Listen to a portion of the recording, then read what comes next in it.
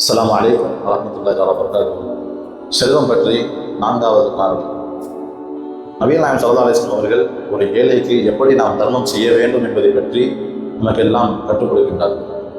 எப்படி என்று சொன்னால், ஒரு ஏழைக்கு நாம் தர்மம் செய்கிறோம் என்று சொன்னால், அந்த நபரை பார்த்து கோபப்படுவதோ திட்டுவதோ தகாத வார்த்தையால் பேசுவதோ இதெல்லாம் தவறானது என்பதை நபிகள் நாயகம் ஸல்லல்லாஹு அலைஹி வஸல்லம் அவர்கள் நமக்கு போதிக்கின்றார்கள். ஏனென்று சொன்னால், நாம் யோசித்து பார்க்க வேண்டும். செல்வம் கொடுக்கப்பட்ட நாம் அந்த ஏழை நாம் கொடுக்கக்கூடிய தர்மத்தை வாங்கவில்லை என்று சொன்னால் அந்த நன்மையை நாம் பெற்றுக்கொள்ள முடியாது. ஒரு மனமகிழ்ச்சியோடு ஒரு சந்தோஷத்தோடு நாம் கொடுக்கின்ற பொழுது அந்த ஏழையும் சந்தோஷத்தோடு வாங்குவார். இதன் மூலியமாகத்தான் அந்த தர்மம் என்பது உண்மையான தர்மமாக அல்லாஹ்விடத்தில் ஏற்றுக்கொள்ளப்படுகிறது.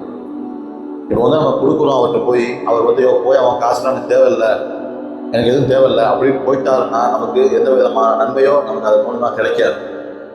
அல்லது ஒரு கஷ்டமான ரொம்ப மனசு கஷ்டப்பட்டு அவர் வாங்குறாரு, அந்த அளவுக்கு நம்ம அவரை மனசு புண்பட்டு நம்ம கொடுக்குறோம் அப்படின்னு சொன்னால் அதன் மூலியமாக எந்த நன்மையும் கிடையாது.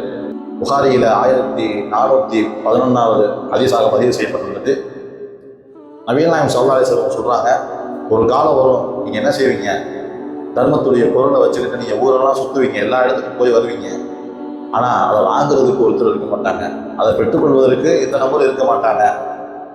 போய் கொடுப்பீங்க, அவர் சொல்லுவார், அப்பா இது நேற்றே என்கிட்ட கொடுத்துருக்க கூடாதா, இந்த பொருளை நேற்றே இந்த இடத்துல கொடுத்துருந்தா நான் வாங்கியிருப்பேனே, இன்றைய தினம் எனக்கு இந்த பொருள் தேவையில்லையே. இந்த மாதிரி ஒரு காலம் வரும்.